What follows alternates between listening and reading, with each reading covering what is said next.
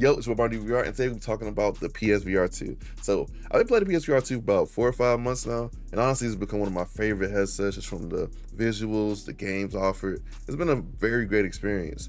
But there is a few things that I think can be improved with the PSVR2 in general, because nothing is perfect, and this is definitely one of them cases where nothing is perfect. It is a great ecosystem, don't get me wrong, but I do not like how Sony is approaching some of the things with the ecosystem. So today we're going to talk about it. I got 5 things that probably are problems with the PSVR2, and definitely let me know what you think. But let's get into it. First thing on the list is, where is the social experiences, PlayStation? Where are they? Why don't we have VR chat? VR chat, Rec Room. There's like a bunch of other things that we should have on this headset that we could talk to other people. And I know some of you guys thinking, Pavlov does not count. Yes, you can talk to people. Pavlov has social aspects, but the main point of that game is shooty, kill. It's just grenade, like all that stuff. It's not a social experience. So we need social experiences for VR. I mean, you gotta look at all the other headsets. The Quest 2, you have VR chat, you got Rec Room, you have the metaverse stuff. You have a lot of different aspects where you can actually interact with another human in VR. PC VR, you have VR chat, you have Rec Room, you have a bunch of different things you can do to interact with other people. Like you have the even the sim racing community. Like they have social aspects where they can talk to each other while they play the game. But for PSVR 2, you have nothing. There's no place where you can sit down. PlayStation Home doesn't exist anymore. Why isn't there a PlayStation Home for the PSVR? This would have been the perfect time to bring it back. That would have sold some headsets. There's a large section of people who was there around the PSV community, like I was, that would definitely get a VR headset to go back to PlayStation Home. Point is, we need something that where you can sit down and interact with other people. You have eye tracking in the headset, but only one game really uses it as a core aspect of the game. Like, come on, that's a pretty good feature being underutilized for a mass amount of headsets. So social experiences is my #1 thing. That's the first thing I feel like people need to hear. Like, put social experience on the headset because it needs it. Roblox is coming to Quest 2. And we're gonna sit here for a second, just so you can kind of get it. Yeah, add Roblox to the PSVR. Like, imagine if the avatar could actually move his eyes around and stuff like that. And just that game is already like that game is a console seller. That's a console seller. People get PC, and by console I mean PC. People get PCs to play Roblox. People get computers to play Roblox. A lot of these kids, they love Roblox. So like they would be like, the people on PlayStation, the kids PlayStation would be like, okay, mom, dad, I want a PSVR 2. Why? It has Roblox on it. I can play Roblox in VR.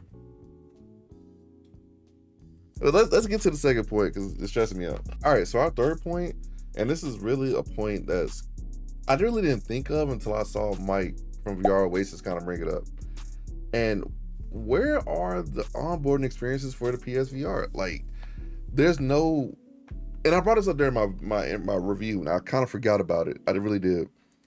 But there's nothing to really introduce you to the PSVR or VR. If the PSVR 2 is your first VR headset, you're probably really confused when you put the headset on, adjust the eye track, and get everything set it up, and you just see a flat screen in front of you for like your first VR experience.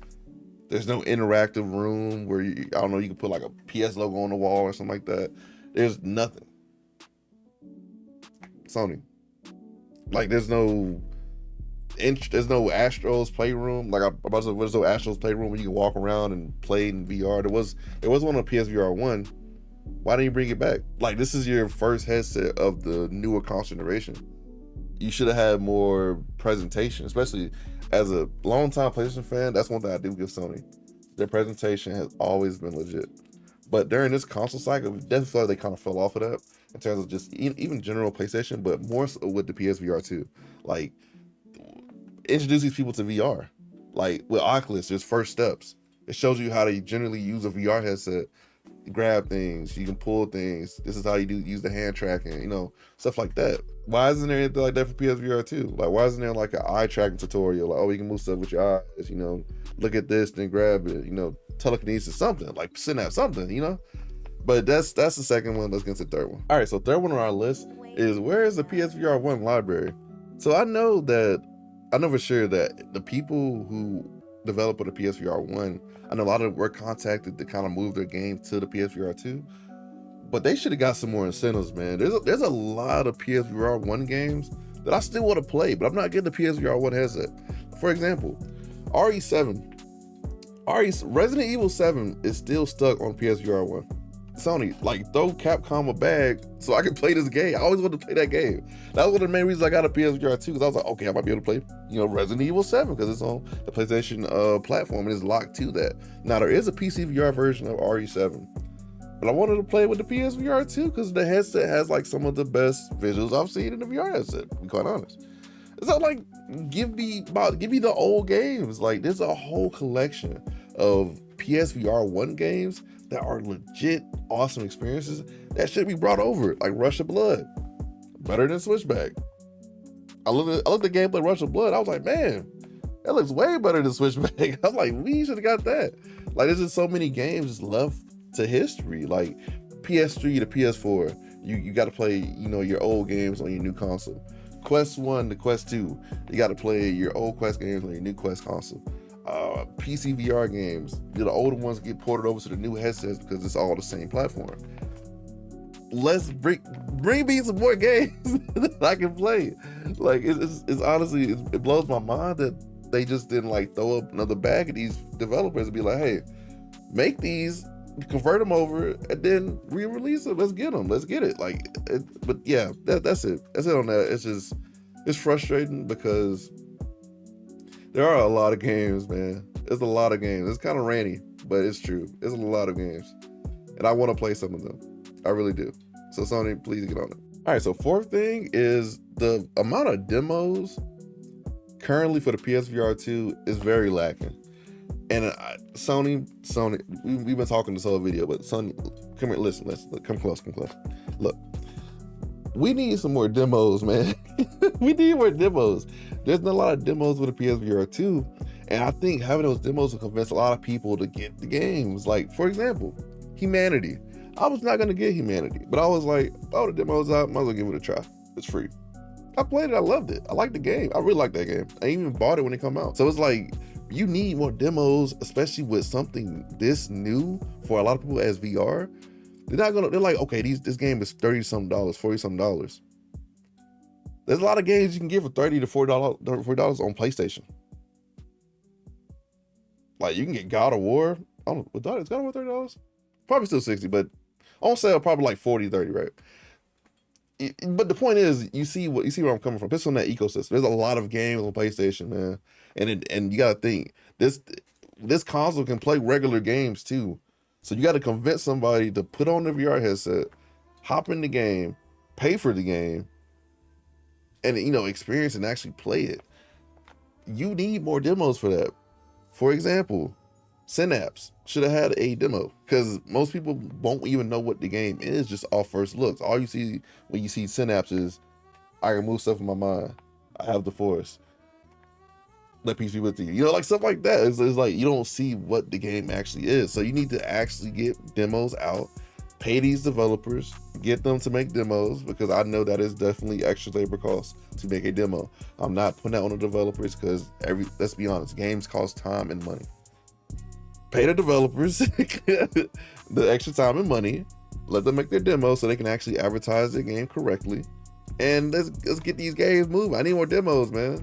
Golly, like PlayStation, come on. Like, all right, let's go to the last thing. All right, so our last thing, and this is kind of like a nitpick, but this is definitely very, very, very, very important. And shout out again, Mike from VR Oasis, who kind of put me onto this point.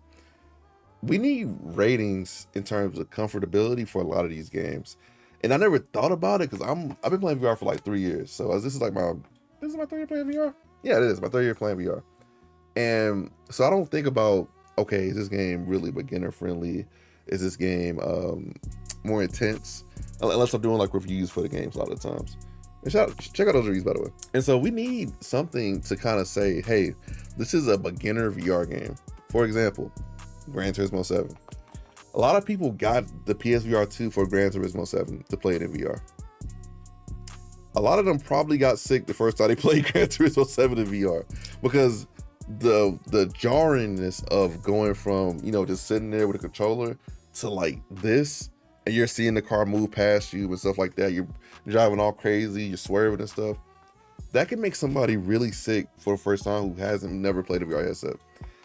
I got my friends to play it and my cousins to play it, my family to play it, and they started to get sick, and I was like, oh, oops, I should have put them in like Beat Saber or something like that. So you just stand still and just. But yeah, you need that, Sony. I'm not gonna lie.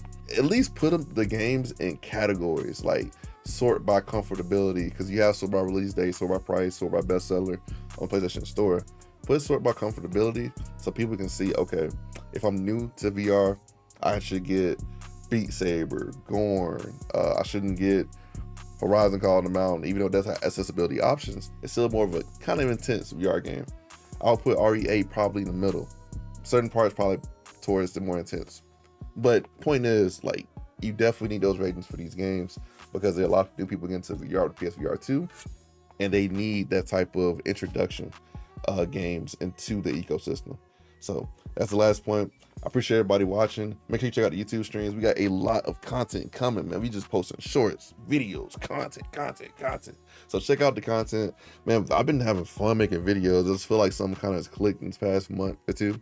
So I've just having fun with it, man. If you see a lot of shorts getting reposted, that's because I'm kind of trying to figure out what's my post times for certain days. So I appreciate everybody who, you know, interacts with the reposted short. Thank you very much. But make sure you like this video. Make sure you subscribe. Man. We try to get this partner. Partnership, man. I want to get partner. Yeah, we need that 1,000. We need that 1,000. We need that 1,000 for the subs. Something like that. But we're gonna try to get that by the end of the year again. And I appreciate everybody watching again. Peace out.